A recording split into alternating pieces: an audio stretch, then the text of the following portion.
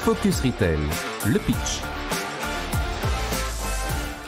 Les consommateurs sont de plus en plus nombreux à vouloir savoir ce qu'ils portent, d'où proviennent leurs vêtements. Un enjeu pour les marques qui doivent montrer patte blanche, être plus transparentes sur la traçabilité de leurs produits. Aujourd'hui, on est avec Laure Betsch. Bonjour. Bonjour. Vous êtes cofondatrice de Fairly Made. Vous accompagnez les marques dans leur démarche responsable. Expliquez-nous comment. Donc nous, on s'adresse aux directeurs RSE, directeurs de production, de marques de mode justement, qui cherchent à se mettre en conformité par rapport à la loi qui arrive et également aller plus loin et faire de la RSE un pilier stratégique. Donc très concrètement, aujourd'hui, notre solution, elle permet de tracer les différents maillons de la chaîne de production d'un vêtement, parce que c'est un des enjeux, c'est qu'il y a énormément d'opacité dans cette chaîne de production. Deuxièmement, elle permet de mesurer l'impact à la fois social et environnemental lié à cette production de vêtements, et ensuite de communiquer de façon plus transparente à leurs consommateurs. Donc comment vous réalisez ce bilan, ce diagnostic, plus concrètement ? Donc la première étape, ça va être de se connecter au logiciel existant des marques. Donc là, je pense particulièrement au PLM, Product Lifecycle Management. On va récupérer cette information et ensuite on va aller interroger les usines des différentes marques et les faire progresser en termes de traçabilité. Donc on a un chiffre intéressant. Après une saison de collaboration avec Fairly Made, la marque fait x3 sur le nombre d'usines qu'elle va connaître.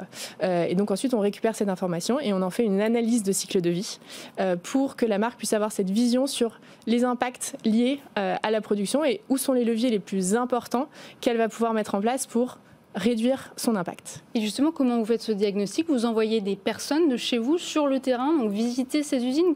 Comment ça fonctionne concrètement ? Ça se passe sur la blockchain ? Expliquez-nous. Donc concrètement, c'est une plateforme SaaS et donc c'est des questionnaires qu'on va envoyer aux différents fournisseurs et ensuite on a une méthodologie qui nous permet ensuite de cross-checker différentes informations et on récupère des certificats qui sont des résultats d'audit qui ont été faits sur site pour s'assurer la véracité de l'information qu'on récupère. C'est ça, vous travaillez aussi avec des certificateurs. Jean-Marc. Je crois que n'importe comment, c'est à la fois c'est une attente au niveau des marques, mais c'est aussi une attente au niveau des consommateurs. Donc vous êtes une brique, si vous me permettez l'expression, qui est intéressante à double titre à ce niveau-là. Et effectivement, on sait que les marques ont à la fois une culture, ils doivent n'importe comment avancer dans ce domaine et avoir une culture. Est-ce qu'il n'y a pas de frein culturel justement à ouvrir totalement le portefeuille des fournisseurs, des prestataires, d'être totalement transparent, même si vous êtes un tiers qui, j'imagine, garantissait une confidentialité totale? 2023 pour moi est vraiment l'ère de la transparence. C'est vrai que ça restait un secret de Polichinelle. C'est aussi pour les marques finalement d'avoir sa liste de fournisseurs, bien sûr. Pour autant, on se dirige vers plus de transparence. Elles vont devoir le faire et donc on le permet de le faire plus facilement et de créer finalement un lien, renforcer le lien avec le consommateur. Donc nous très concrètement, c'est un QR code qui va être placé soit sur une étiquette de composition à l'intérieur du vêtement, soit sur un hang tag et qui va raconter l'histoire du produit, les kilomètres, par quel grand pays il est passé et ensuite parler des impacts. Donc ça va vraiment renforcer le lien qu'il y a entre la marque et son consommateur.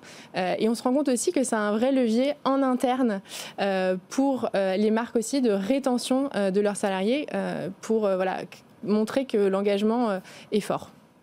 Vous parlez de l'ère de la transparence et vous avez raison parce que depuis ce 1er janvier, donc la loi anti-gaspillage impose aux marques qui réalisent un chiffre d'affaires de plus de 50 millions d'euros, elle impose justement le partage d'informations sur leur chaîne d'approvisionnement, la présence de matériaux dangereux mais aussi de matériaux recyclés, des informations sur le recyclage en fin de vie de produits. J'imagine que tout ça, ça a un impact positif sur votre activité. Est-ce que vous avez fait évoluer votre business model ?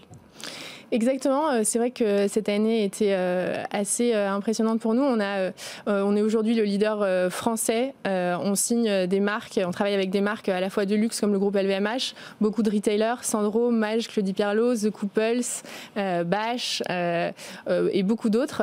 L'idée c'est que vraiment on travaille avec tout le monde. Et donc nos enjeux pour l'année prochaine, c'est justement de reproduire tout ce qu'on a fait sur le marché français à l'international. Et donc on a des sujets sur l'Italie et à terme les États-Unis. Et combien coûte cet abonnement ?